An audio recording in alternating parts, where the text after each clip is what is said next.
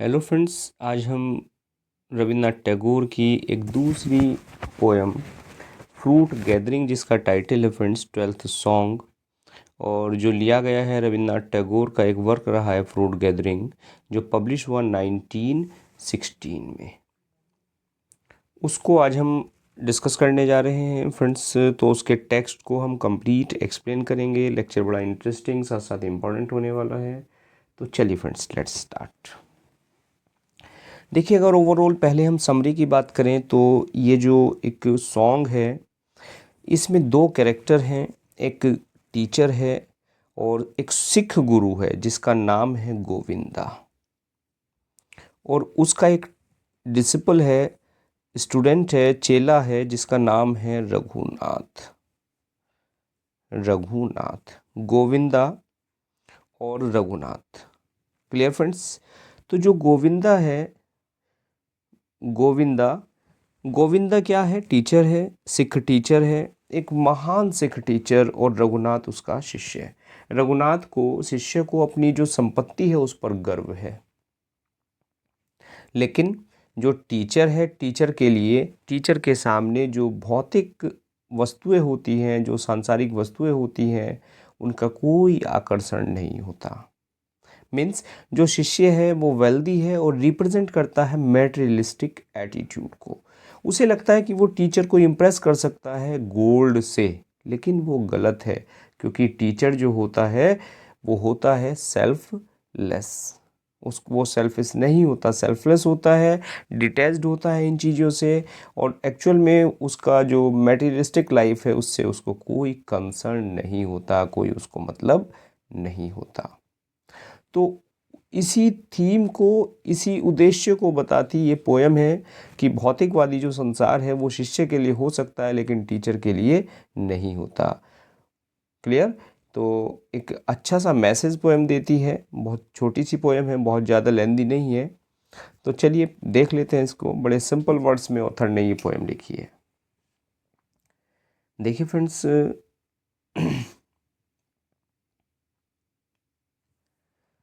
Far blow flowed the Jamuna, far below flowed the Jamuna, swift and clear, above frowned the jetting bank. Far below flowed the Jamuna. Jamuna जानते हैं, जो Yamuna river है उसको जमुना भी कहते हैं, जमुना। तो जमुना नदी बहती थी, कहाँ बहती थी? स्विफ्ट एंड क्लियर, तेज़ी से बह रही है, बड़ी साफ़ सुथरा जल उसका है। अब फ्राउंड, फ्राउंड कहते हैं घुड़की देना, गुर्राते हुए। द जटिंग बैंक, और जट कहते हैं ओवरफ्लोइंग। जो ओवरफ्लोइंग बैंक है, मीन्स जो तट है, नदी का किनारा है, उससे वो ओवरफ्लो हो रही है। इट मीन्स जब नदी अपने पूरे उफान पर होती है, तो वो दृश्य यहाँ ऑथर ने दिखाया है कि जमुना नदी बड़े उफान के साथ, तेजी के साथ बह रही है।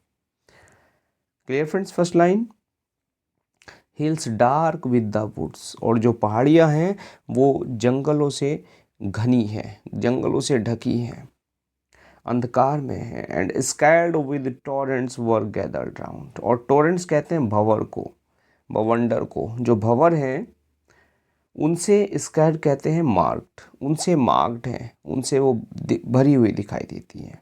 उनके जो मार्क कहना चाहिए, चिन्ह।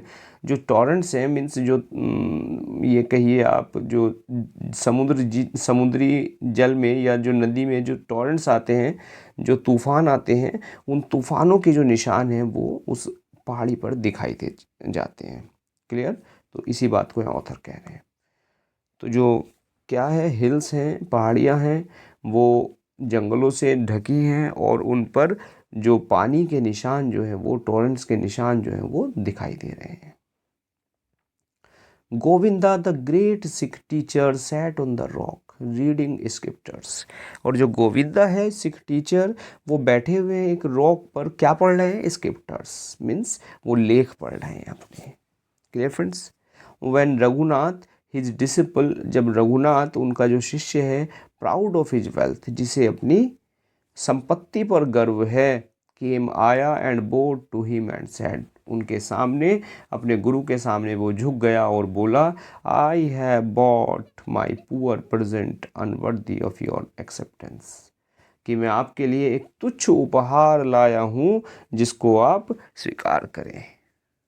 क्लियर फ्रेंड्स, कि वास्तव में जो आपके स्वीकार करने के योग्य भी नहीं है। कह रहा है एक तुच्छ उपहार में लाया हूँ अपने गुरु के लिए। कौन कहता है? जो शिष्य है जिसका नाम है रघुनाथ, अपने सिख टीचर से, गोविंदा से वो कहता है। Thus saying, he displayed before the teacher a pair of gold bangles wrought with costly stones. ऐसा कहकर वो निकालता है एक गोल्ड बैंगल्स का एक पेयर जिस पर महंगे स्टोन्स हैं वो जड़े हुए थे, जिस पर सोना जड़ा हुआ था। स्वर्ण जड़ित सोने की जो अंगूठी बैंगल्स हैं, चूड़ियाँ हैं, उनको निकालता है जिस पर हीरे जड़े हुए थे, जवाहरात जड़े हुए थे। The master took up one of them. Master यानी गुरु उन जोड़ों में से, वो जो जोड़ा था बैंगल्स का, उससे एक चूड़िया लेता है, twiddling it round his finger, और अपनी फिंगर में इसको घुमाता है। And the diamond darted shaft of light, और जो डायमंड है, जो उसमें हीरे लगे हुए हैं, डार्टेड, डार्ट कहते हैं friends show, shaft of light, उससे उस हीरे से क्या निकलता है? शाफ्ट ऑफ लाइट, यानी प्रकाश की एक किरण निकलती है, प्रकाश फैलता है। डार्ट कहते हैं फ्रेंड्स थ्रो। क्लियर, यानी उससे एक प्रकाश की जो किरणें हैं वो निकलती हैं। किससे? उस चूड़ी से, चूड़ी में जो डायमंड है उनसे। Suddenly it slipped from his hand, और अचानक ही वो जो चूड़ी है वो उनके हाथ से फिसल जाती है। And roll down the bank into the water, और कहाँ चली जाती है? किनारे होते हुए, नदी के किनारे से वो पानी में गिर जाती है। Alas screamed Raghunath and jumped into the stream. Alas, बड़े दुख की बात है, रघुनाथ चिल्लाया, चीखा, और जो स्ट्रीम है, जलधारा है, उसमें वो कूद गया। The teacher said his eyes upon his book, और टीचर ने, गुरु ने फिर से अपनी जो स्क्रिप्टर्स थी, जो बुक, जो लेख टीचर पढ़ रहे थे गुरु, उन्होंने अपनी आंखें पुनः उस किताब पर गड़ा ली। And the water held and hid what it stole and vents its away, और जो पानी था वो रुका, और उस पानी में जो भी था, जो उसने चुराया था, यानी पानी के अंदर वो जो गोल्ड बैंगल्स थी, वो उसके अंदर पूरी तरह डूब गई और पानी उसके ऊपर से बह गया। The daylight faded when Raghunath came back to the teacher tired and dipping. अब जो दिन है वो फेड हो गया, यानी शाम का समय हो गया जब रघुनाथ वापस आया टीचर के पास। He was tired and dripping, वो पानी में भीगा हुआ था और क्या कर रहा था? वो थका हुआ था। क्लियर फ्रेंड्स, ही पेंटेड, वो हांफा, और उसने कहा, I can still get it back if you show me where it fell, कि मैं इस चूड़ी को वापस ला सकता हूँ यदि आप मुझे बता दो कि ये कहाँ गिरी थी, एग्जैक्ट कहाँ गिरी थी, तो मैं इसको वापस ला सकता हूँ। The teacher took up the remaining bangle, अब जो गुरु है, गुरु ने दूसरी चूड़ी ली।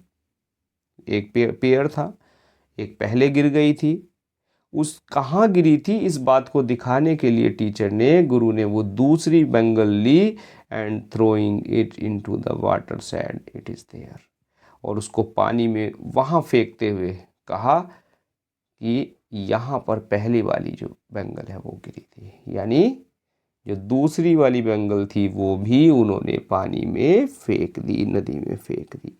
तो एक तो गिर गई थी फिसल के, दूसरी उन्होंने खुद फेंक दी। क्लियर फ्रेंड्स, तो पोयम बताती है कि जो धन संपत्ति है उसका एक गुरु के लिए कोई महत्व नहीं होता, वो शिष्य के लिए हो सकती है। यानी the teacher is never concerned with materialistic things. Disciple था, शिष्य था, उसको प्राउड था। तो क्लियर फ्रेंड्स, बात समझ में आई। छोटा सा मैसेज देने वाली ये पोएम है, और ये बताती है कि we should never pride on our wealth. We should never proud on our wealth. अपनी जो संपत्ति है उस पर कभी भी गर्व ना करें. पोएम सिंपल है, एक स्टोरी की तरह, यानी एक ऐसी स्टोरी जो मोरल देती है और स्पिरिचुअल जो जिसमें टच है उसकी तरह से ये पोएम बहती है. एक छोटी सी, ऐसा लगता है जैसे कि हम कहानी पढ़ रहे हो. तो आई होप फ्रेंड्स पोएम अच्छी लगी होगी, मज़ा भी आया होगा पढ़ने में. सिंपल सी पोएम थी. तो चलिए फ्रेंड्स, मिलते हैं नेक्स्ट लेक्चर में किसी और पोएम को एक्सप्लेन करते हुए. Now thanks for watching this video.